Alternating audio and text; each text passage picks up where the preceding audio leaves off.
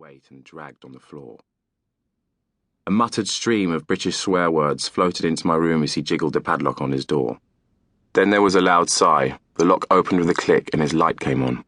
The mosquito netting cast a patterned shadow on my ceiling. Frowning, I looked at my watch. It was 2 a.m, early evening UK time. I wondered if I might get back to sleep. The man slumped onto his bed, making the wall between us shake alarmingly. He coughed for a while, then I heard the rustle of a joint being rolled. Soon there was blue smoke caught in the light, rolling through the netting. Aside from the occasional deep exhalation, he was silent. I drifted back to sleep, almost. "Bitch," said a voice. I opened my eyes. "Fuckhead, bitch. We're both as good as..." The voice paused for a coughing fit. "Dead?" I was wide awake now, so I sat up in bed. "Cancer in the corals, blue water, my bitch. Fucking Christ. Did me in," the man continued. He had an accent, but at first my sleep-fogged head couldn't place it. "Bitch," he said again, spitting out the word. A Scottish accent. Beach. There was a scrabbling sound on the wall. For a moment I thought he might be trying to push it over, and I had a vision of myself being sandwiched between the formica board and the bed. Then his head appeared through the mosquito netting, silhouetted facing me. "Eh?" he said. I didn't move.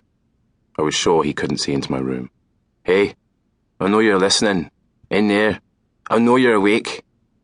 He lifted up a finger and gave the netting an exploratory poke. It popped away from where it was stapled to the formica. His hand stuck through. "Here." A glowing red object sailed through the darkness, landing on the bed in a little shower of sparks. The joint he'd been smoking. I grabbed it to stop it burning the sheets. "Yeah," said the man, and laughed quietly. "Got you now. I saw you take the butt." For a few seconds, I couldn't get a handle on the situation. I kept thinking, what if I actually had been asleep? The sheets might have caught fire. I might have burned to death. The panic flipped into anger, but I suppressed it. The man was way too much of a random element for me to lose my temper. I could still only see his head, and that was backlit in shadow. Holding up the joint, I asked, "Do you want this back?" "You were listening," he replied, ignoring me. "Heard me talking about the beach." "You've got a loud voice." "Tell me what you heard." "I didn't hear anything." "Heard nothing." He paused for a moment, then pressed his face into the netting. "You're lying." "No, I was asleep. You just woke me up when you threw this joint at me." "You were listening," he hissed. "I don't care if you don't believe me." "I don't believe you." "Well, I don't care. Look." I stood on the bed so our heads were at the same level and held up the joint to the hole he'd made. "If you want this, take it. All I want is to go to sleep." As I lifted my hand, he pulled back, moving out of the shadow. His face was flat like a boxer's, the nose busted too many times to have any form, and his lower jaw was too large for the top half of his skull. It would have been threatening if not for the body it was attached to. The jaw tapered into a neck so thin it seemed incredible that it supported his head, and his t-shirt hung slackly on coat-hanger shoulders. Past him I saw into his room. There was a window, as I'd assumed, but he'd taped it up with pages from a newspaper. Apart from that, it was bare. His hand reached through the gap and plucked the butt from my fingers. "Okay," I said, thinking I gained some kind of control. "Now leave me alone." "No," he replied flatly. "No? No? Why not? What do you want something?" "Yep," he grinned. "And that's why..." Again he pushed his face into the netting. "I won't leave you alone."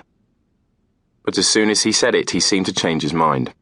He ducked out of sight, obscured by the angle of the wall. I stayed standing for a couple of seconds, confused but wanting to reinforce my authority. Like it wasn't me stepping down, just him. Then I heard him relight his joint. I let that mark the end of it and lay back down on the bed.